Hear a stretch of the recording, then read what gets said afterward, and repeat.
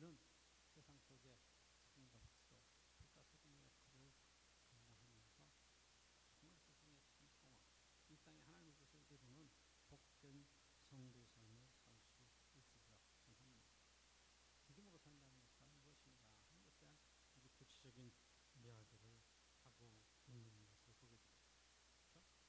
그래서 오늘 본문의 10절에 보면 끝으로 마지막 결론과 같은 이야기, 마지막 충고의 이야기, 너희가 구원에서 그의 힘의 능력을 경험하는 예수 그리스도 안에서 내 힘으로 싸우는 세상이 아니라 맨 마지막에 영적인 싸움은 하나님이 주시는 힘과 능력으로 싸워나가서 이겨야 될 것입니다. 그러니까 바로 이것이 11절 마귀의 강군을 능히 거두사지 말라. 그 말은 전쟁 같은 일입니다. 하나님의 중심에 내 능력, 내 힘, 내 지혜, 내 사상, 내 이론 가지고 싸우면 백전이 불합니다. 그것이 사단이 우리를 마지막 무너뜨리려고 하는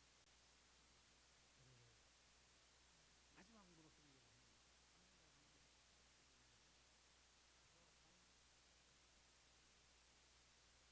이루는 그러한 이 사탄이라고 말하는 마귀, 그런 말은 악어입니다. 대적자라는 적을 적으로 하나님을 대적하는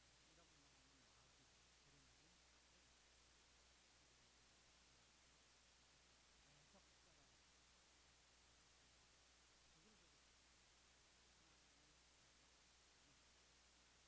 그 창세로부터 역사로 이르기까지 예수님이 이르기까지 이 마귀가 역사하고 사단이 역사하는 이 장면들을 보면 대적한다는 게 뭔가 하면 별로 쉽게 상상할 수가 없어요. 이 마귀가 에덴 동산에서 물어보잖아요. 하나님께서 이거 너희들 먹지 말라 하시더냐? 아니, 다 먹으라고 그랬는데 정반대 이야기를 하는 거예요. 대적하는 거예요. 틈을 만드는 거예요. 아니, 하나님이 다 먹을 수 있지만 동산의 중앙에 있는 나무 열매는 먹지도 말고 만지지도 말라. 그만큼 말을 붙인 것 같은데 그 말에서 하나님의 말씀을 붙들고 나가야 될 사람. 그래서 아니라 먹어도 안 되고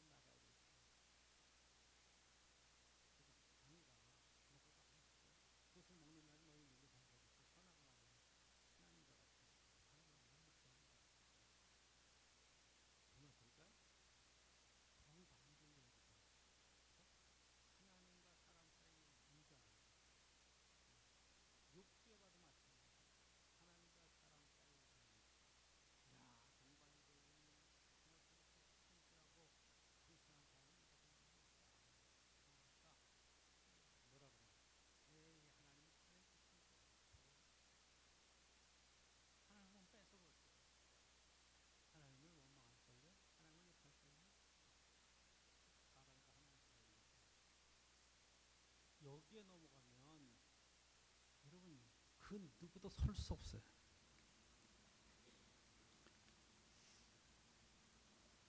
이 작전에 휘말리면 다 사람들이 이상하게 되어버리는 거예요. 그러니까 한번 해봐라.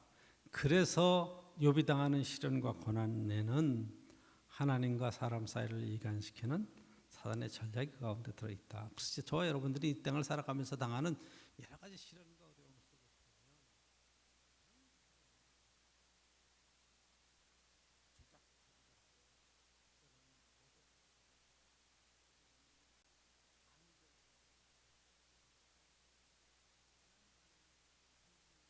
한 번도 해본 적이 없는데 하나님의 말씀을 붙들고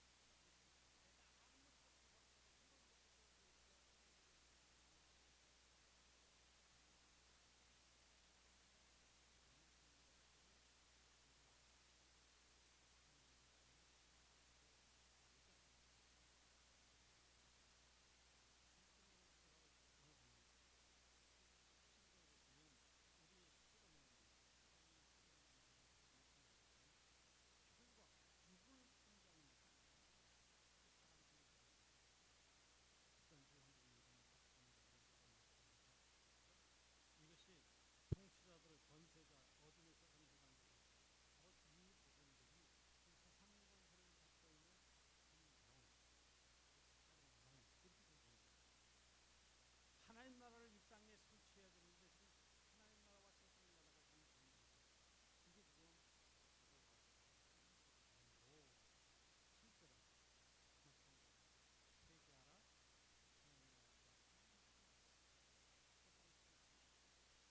예수님을 시험하던 사단은 뭐라고 얘기하는 거니? 내게 절하라. 천하만국의 영광을 쫙 보여주고 내게 절하라.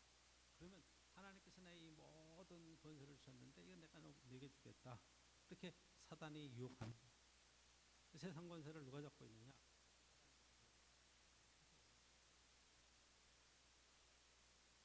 그래서 이 세상 권세, 당시에 로마의 최고의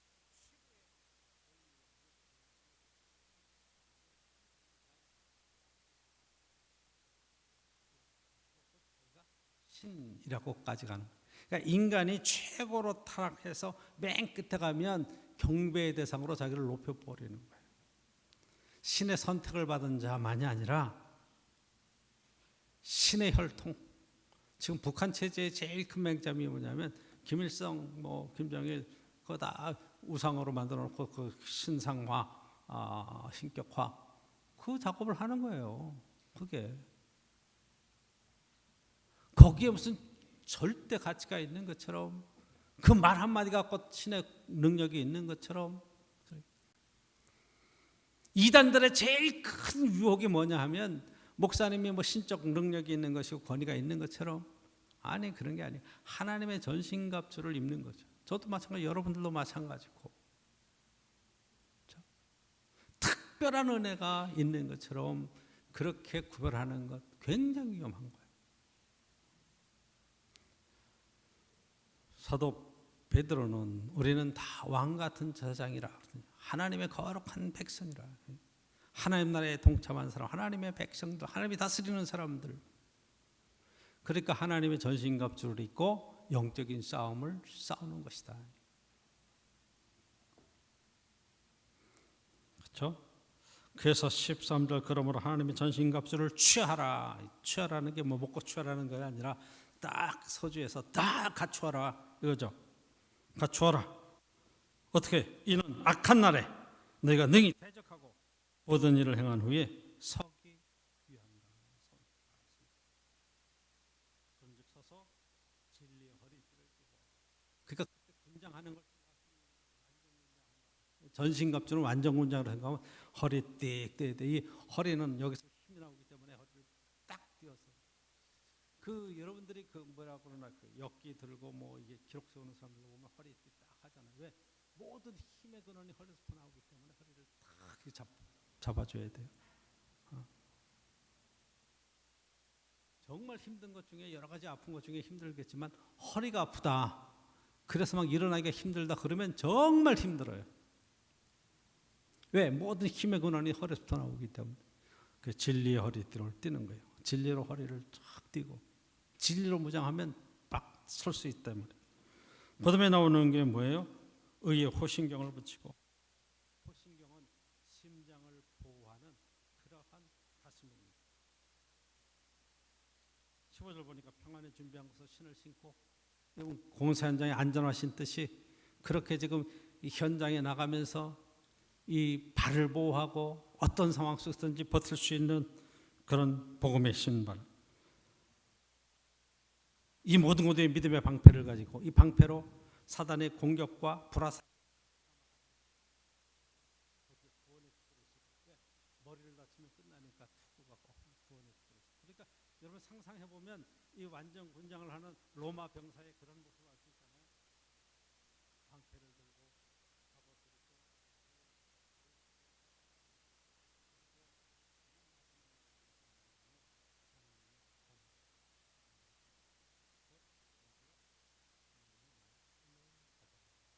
성령의 검이 뭐냐? 말씀이다.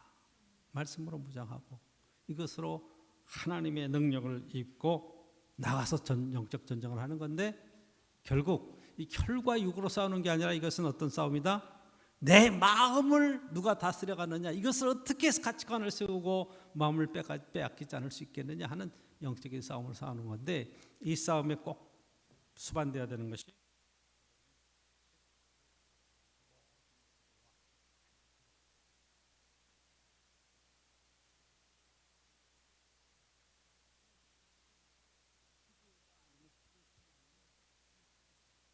기도는 보급과 같은 거예요. 하나님의 능력이 계속 보급. 전쟁을 해도 여러분 복음으로 갖고 있으면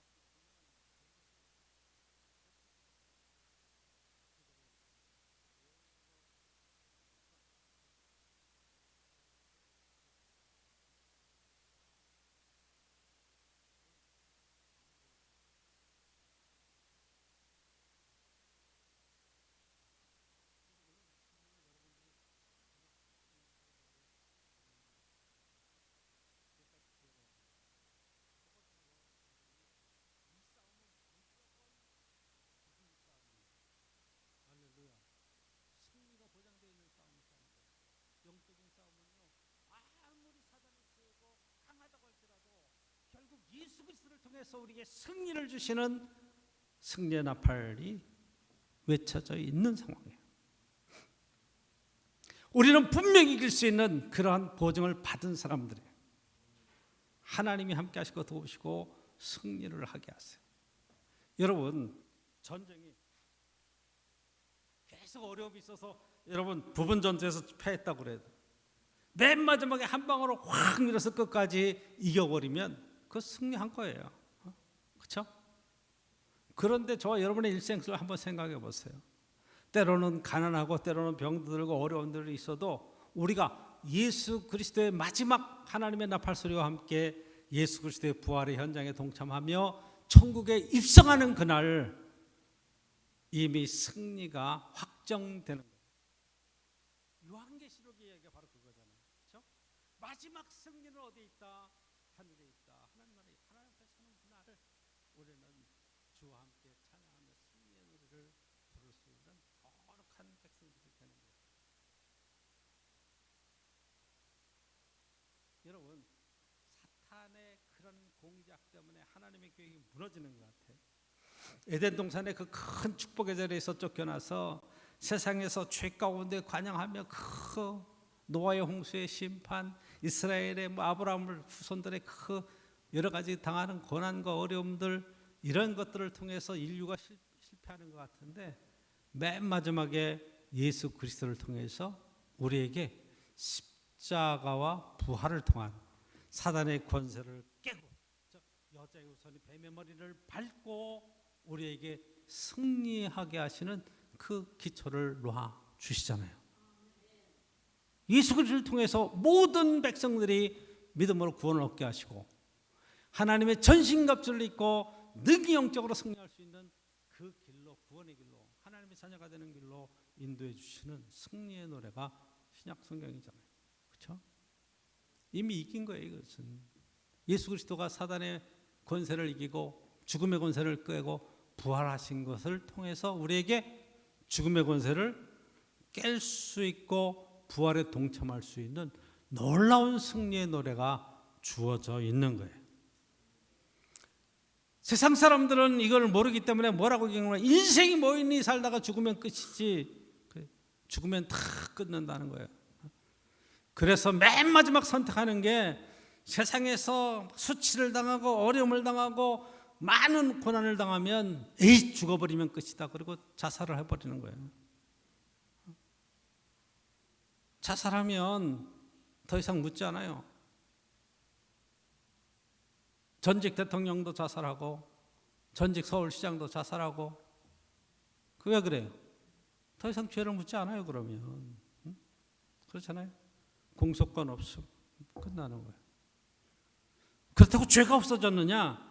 아니에요. 우리나라에서는 그게 죄를 더 이상 대상이 없기 때문에 다룰 수 없다고 끝나는 거지 죄가 없어졌다는 표현이 아니에요. 근데 우리는 그것을 꼭 그 사람이 죄가 없는 것처럼 의인인 것처럼 그렇게 해석하기도 해요. 근데 그렇지 않아요. 요한계시록에는 두 번째 부활의 이야기를 하고 있어요. 하나님의 심판대 앞에 흰 보좌 앞에 다 서는데 한쪽에는 생명책에 기록된 사람들, 한쪽에는 그 행위가 기록된 그 모든 책들을 가지고 그의 삶을 대조해가면서 둘째 사망으로 던지시는 하나님의 심판의 역사가 있다. 이렇게 얘기하고 있거든요. 그럼 여러분, 결코 성도는 자살하면 안 되는 거예요. 거꾸로 해야 돼. 살자로. 자살할 생각하면 살자. 살아야 된다. 이렇게 바꿔야 돼. 할렐루야.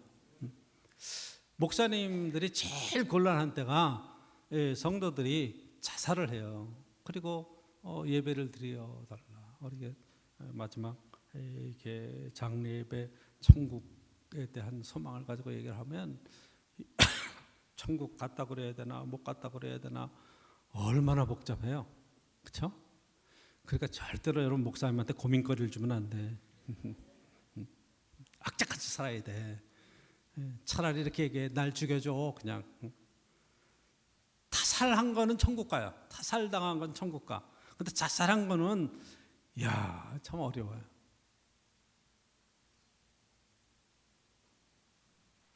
신앙생활 해가면서 인생의 맨 마지막 하나님 앞에 서는 건데, 넌 내가 준 생명 어떻게 살다 왔니?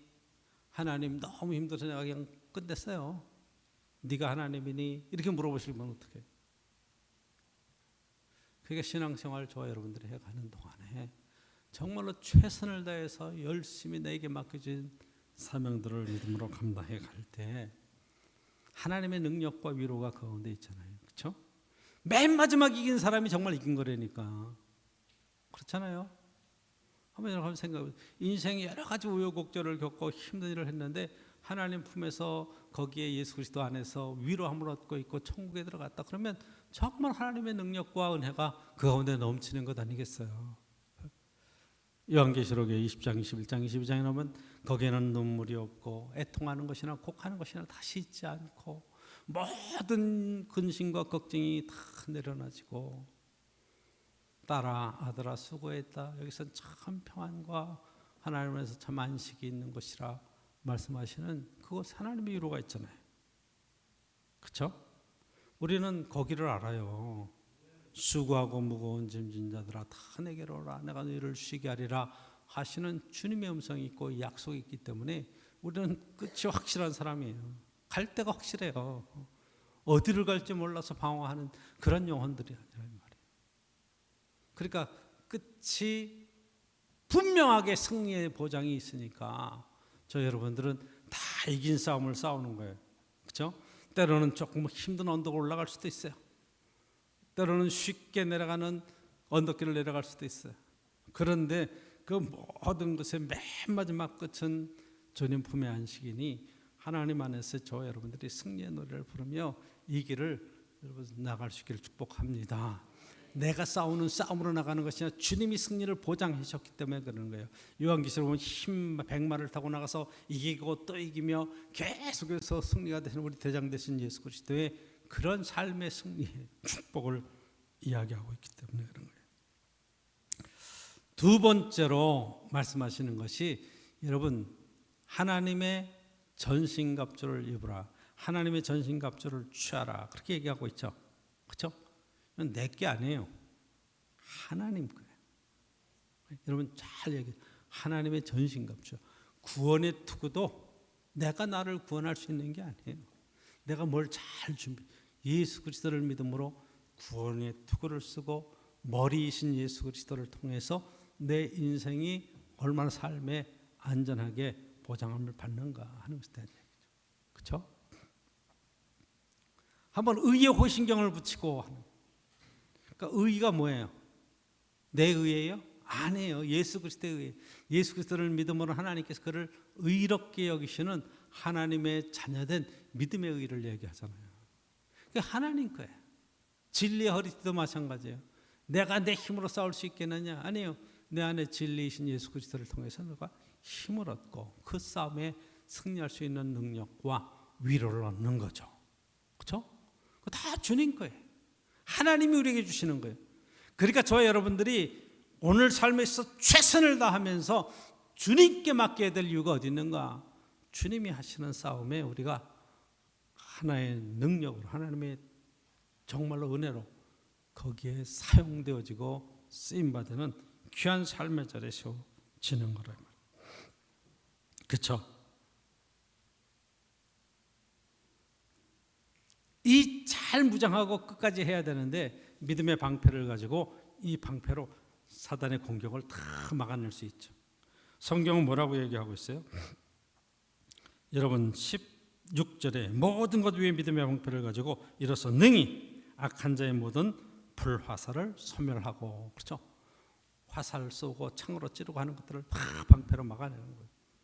그러니까 믿음으로 그런 시련을 이기고 공격을 이겨내고 사단 안에서 그런 믿음의 훈련이 굉장히 중요하죠. 흔들리지 말아야 돼요. 요즘 새벽기도의 창세기를 보면서 아브라함 얘기를 하죠. 아브라함의 믿음, 하나님 그의 믿음을 의로 여기시고 창세기 15장에 나오고 12장에 하나님이 아브라함을 부르셔서 믿음의 조상으로 만들어 가시는데 12장에서 22장까지 이야기가 막 연결이 있어요. 그래서 믿음이 때로는 올라갔다 내려갔다 올라갔다 내려갔다 막 그래요. 근데 거기에 아브라함이 실패할 때 가만히 보면 하나님께 경배하고 하나님께 제사를 드리고 하나님 앞에 기도했다는 말이 안 나와요. 하나님께 묻지 않아요. 하나님이 나타나시지 않아요. 그러니까 그 땅에 기근이 있으니까 그냥 애굽으로 내려가자. 그래. 하나님이 애굽으로 인도해 주셨다 이런 말이 아니에요. 가서 야 네가 누이라 하라 이런 얘기도 다 자기 머리에서 나오는 거지 하나님께서 그에게 지혜를 주셨다는 말이 없어요. 그 결정적인 실수를 하는 이제 그 하갈을 통해서 이스마엘을 얻는, 그래서 여러분 중동 사태의 모든 원인이 거기에 이스마엘의 후손들에 대한 이야기가 쫙 나오는데 그 부분도 마찬가지예요. 그냥 사라가 생각하는 거예요. 야 차라리 이게 지금 내 씨로 말미암아 세계 모든 민족을 내 씨로 말미암아 번성하게 하는 그런 계획을 가지니까 첩을 들여서 거기에서 자녀를 낳아서 그거 양자 삼고 그렇게 해서 가문을 이어가면 될 거 아니냐. 하나님께 물어봤다는 얘기가 없어요. 하나님께 기도했다는 얘기가 없어요. 다 자기 생각이지. 세상 사람들의 가치관이지. 그러니까 그게 결정적인 문제가 되는 거예요. 심각한 거예요. 저 여러분들도 마찬가지예요. 일을 버려놓고 하나님 도와주세요 하는, 그렇게 하면 안 된다니까요. 하시기 전에 늘 기도해야 돼요. 하나님께 물어야 돼요. 하나님의 말씀으로 무장해야 돼요. 그렇지 않으면 욕심껏 행하게 되고, 야고보서 얘기하는 대로 너희가 구해도 받지 못하는 것은 정욕에 쓰려고 탐욕으로 구하기 때문에 그렇다. 잘못 구해서 그 시련과 어려움을 당하는 그런 일들이 생기는 거예요. 그러니까 무장해야 돼요. 완전 무장을 잘 하실 수 있어야 돼요. 하나님의 능력으로 무장하고 하나님의 말씀으로 무장하고. 전신갑주의 맨 마지막이 성령의 검을 갖는 거예요. 성령의 검. 성령 하나님의 말씀이다. 성경은 직접 해석을 해줘요. 성령의 검이 뭐냐? 하나님의 말씀이다. 여러분 창세기에 아담과 하와가 실패하는 이유가 뭐냐면 먹지 마라. 반드시 죽는다. 하나님 말씀하셨어요.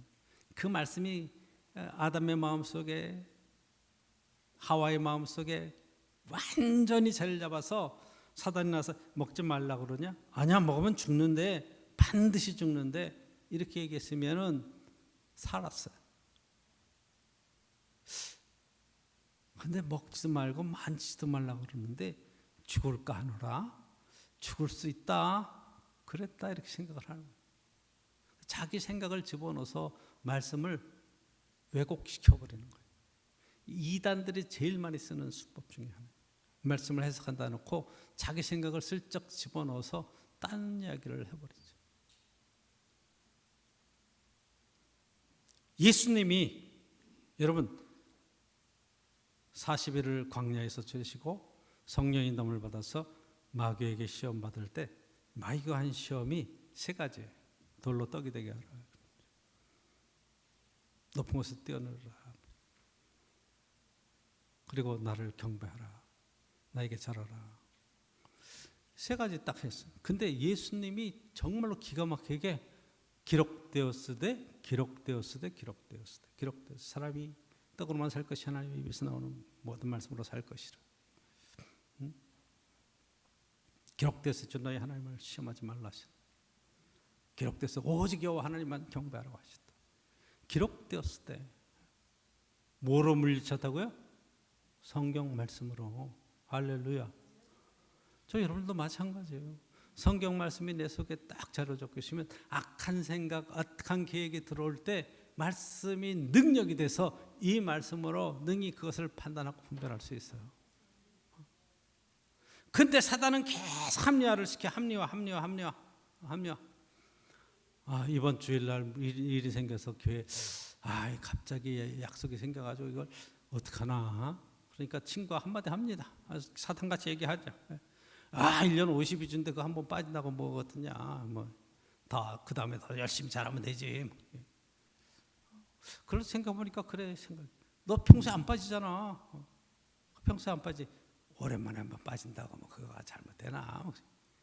그렇지. 생각이 쑥 들어와.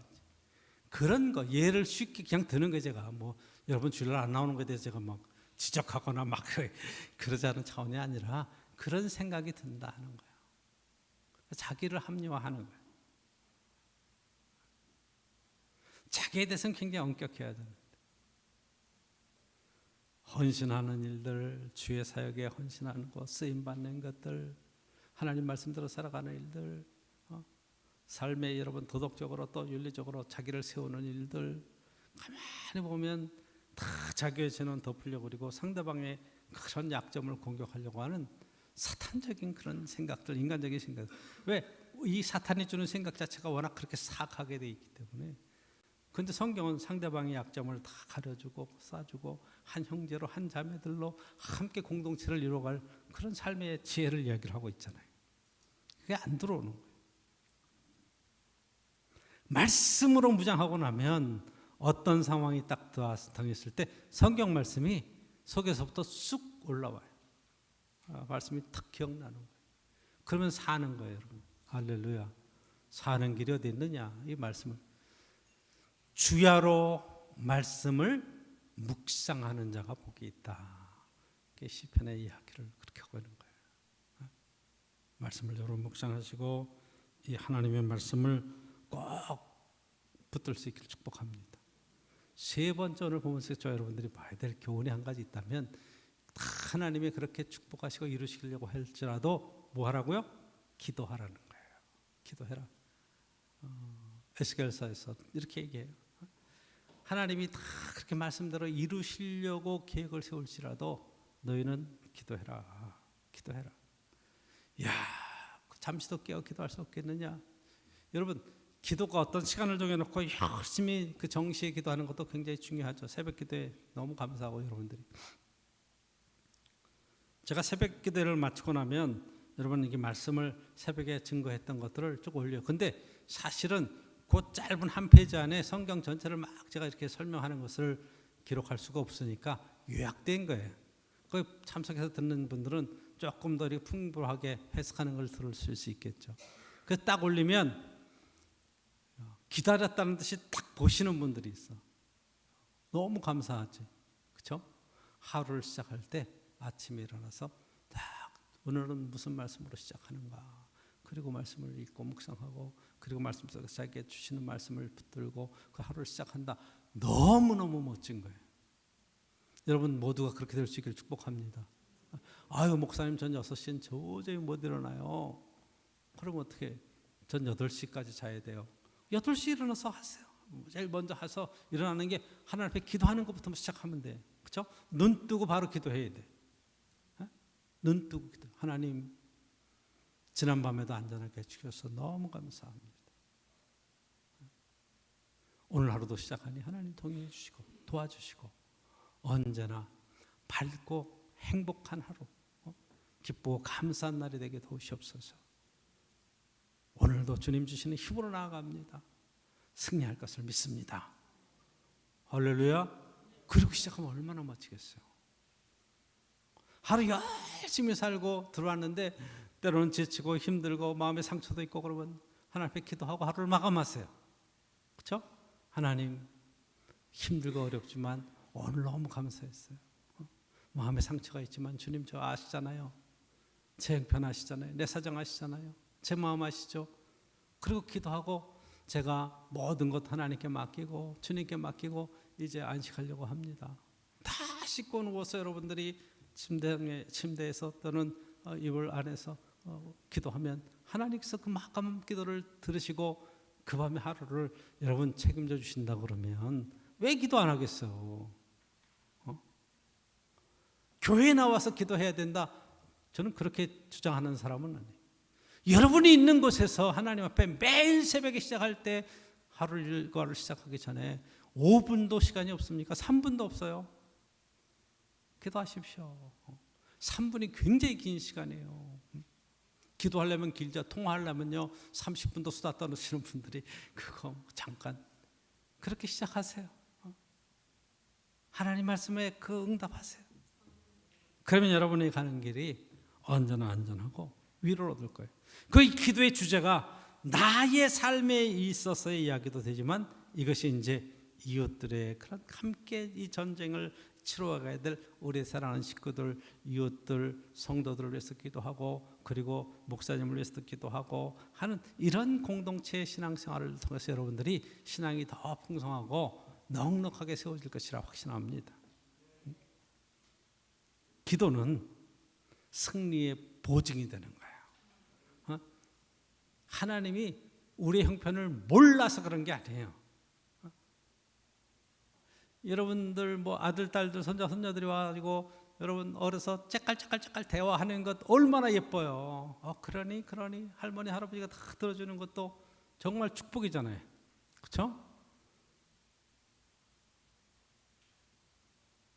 알아듣지도 못할 말을 가지고 막 뭐라 그러는 걸 보면 너무 예쁘죠. 다 주고 싶잖아요.